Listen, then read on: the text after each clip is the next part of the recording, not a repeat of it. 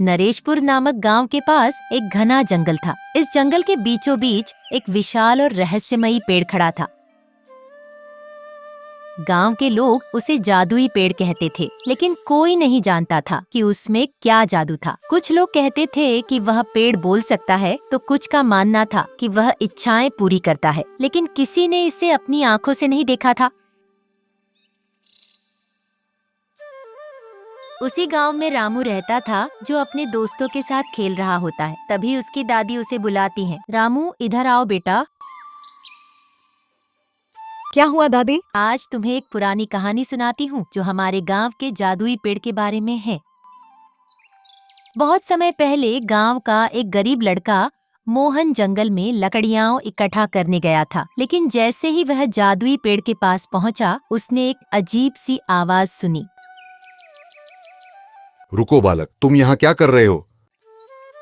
मोहन डर से कांप गया, लेकिन उसने हिम्मत जुटाई और कहा, मैं लकड़ियां इकट्ठा करने आया हूँ।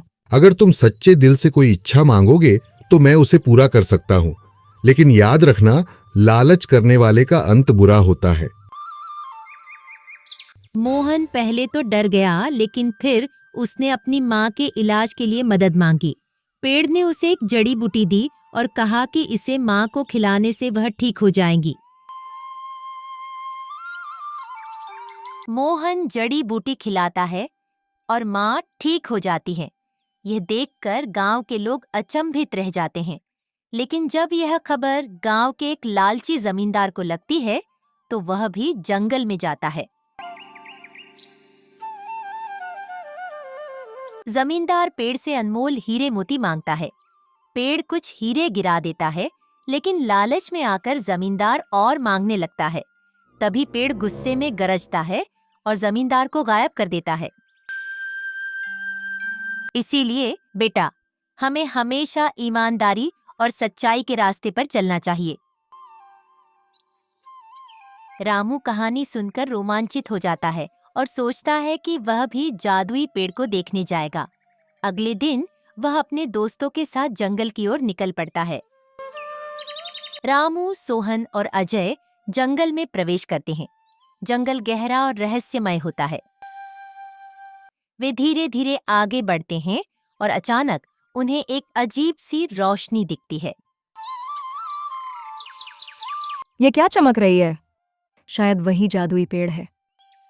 वे पेड़ के पास पहुंचते हैं और अचानक पेड़ की गहरी आवाज गूंजती है। तुम यहाँ क्यों आए हो बच्चों? बच्चे डर जाते हैं, लेकिन रामू हिम्मत करके कहता है, हम देखना चाहते थे कि क्या आप सच में जादुई हैं। पेड़ मुस्कुराता है और कहता है, सत्य और अच्छाई की परीक्षा हमेशा होती है। मैं तुम्हें एक अवसर दूंगा। अगर तुम इस जंगल से बिना किसी लालच के सही रास्ता ढूंढकर निकल जाओ, तो तुम्हें एक अनमोल उपहार मिलेगा। बच्चे एक दूसरे को देखते हैं और परीक्षा स्वीकार कर लेते हैं। जंगल में रहस्यमयी घटनाएं होने लगती हैं। वे रास्ता भटक जाते हैं, लेकिन फिर ईमानदारी और दोस्ती की ताकत से रास्ता खोजने में सफल हो जाते हैं। बच्चे गांव लौटते हैं और उनके हाथ में एक चमकता हुआ पत्थर होता है। दादी बताती हैं कि यह पत्थर सिर्फ उन लोगों को मिलता है जो अपने दिल में सच्चाई रखते हैं। पेड़ की कहानी गांव में प्रसिद्ध हो जाती है और हर कोई सीखता है कि अच्छाई और ईमानदारी ही सबसे बड़ा जादू है।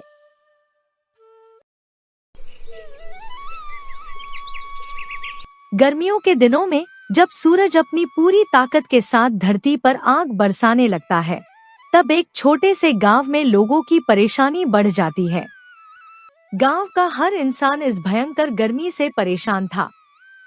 तालाब सूख चुके थे, कुएं की तह में सिर्फ मिट्टी बची थी और नदियां बस नाम मात्र की रह गई थी।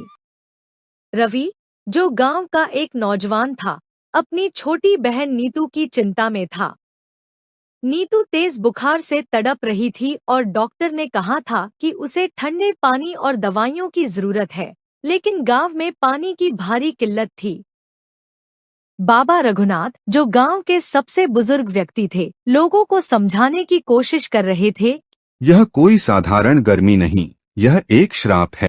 रवि ने सुना था कि गांव के पास एक पुराना कुआं है, जिसे दशकों पहले बंद कर दिया गया था। लोग कहते थे कि वहां किसी आत्मा का वास है, और जो भी वहां गया वह कभी लौटकर नहीं आया। लेकिन बहन की जान बचाने के लिए रवि ने इस डर को नजरअंदाज किया और कुएं तक जाने का निश्चय किया। रात के अंधेरे में, जब पूरा गांव गहरी नींद में था, रवि और उसके दोस्त मोहन ने मशाल जलाकर कुएं की ओर बढ़ना शुरू किया। रास्ते में उन्हें अजीब सी आवाजें सुनाई दी और वातावरण अचानक ठंडा होने लगा। यह अजीब था क्योंकि दिन भर की भीषण गर्मी के बाद ठंडक असंभव थी। जब वे कुएं तक पहुंचे तो उन्होंने देखा कि कुएं के चारों ओर अजीब सी आकृतियां बनी हुई थी। कुएं के पानी में एक हलचल थी, मानो कोई अंदर छटपटा रहा हो। अचानक हवा में एक तेज चीख गूंजी, जिससे दोनों कांप गए। रवि ने हिम्मत दिखाई और कुएं के पास जाकर पानी भरने की कोशिश की। तभी पानी के अंदर से एक साया निकला। मोहन डर के मारे पीछे हट गया, लेकिन रवि ने हिम्मत नहीं हारी। उसने जोर से चिल्लाकर कहा, अगर तुम निर्दोष हो तो बदला क्यों? हमें क्यों सजा दे रहे हो? साया कुछ पल के लिए रुका और फिर धीरे धीरे उसकी चीखें शांत होने लगी। सुबह गांव वालों ने देखा कि मौसम बदल चुका था। कुएं का पानी अब साफ था और गांव में ठंडक आ गई थी।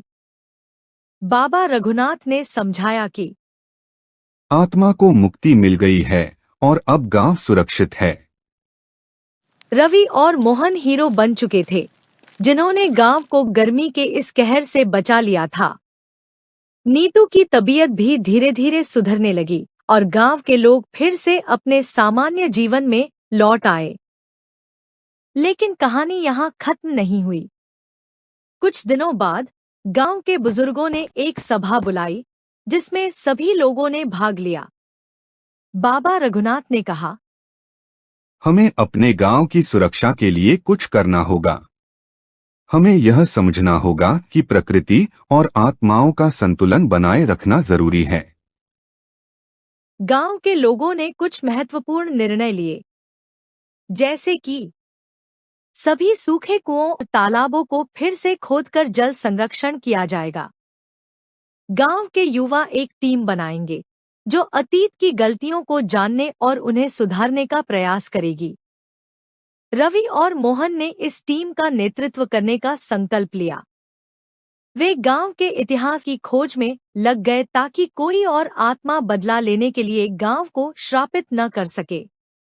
धीरे धीरे गांव में सकारात्मक परिवर्तन आने लगे।